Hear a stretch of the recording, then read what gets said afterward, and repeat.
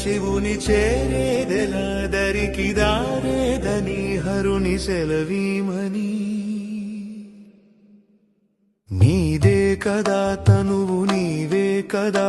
నువ్వు నాదేది నీ దరికి నన్ను చేరని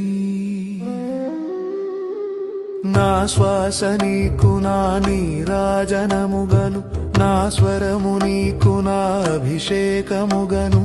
ఈ తనువు నీకు నా నైవేద్యముగను నా కర్మలే నీకు పరిచర్యలుగను అక్షరములు నీకు అక్షతలుగాను పదమాలలను నీకు పూమాలికగను కరతాళ ధ్వనులివే మేళతాళాలుగను సేవించనా నిన్ను నీ భక్తునిగను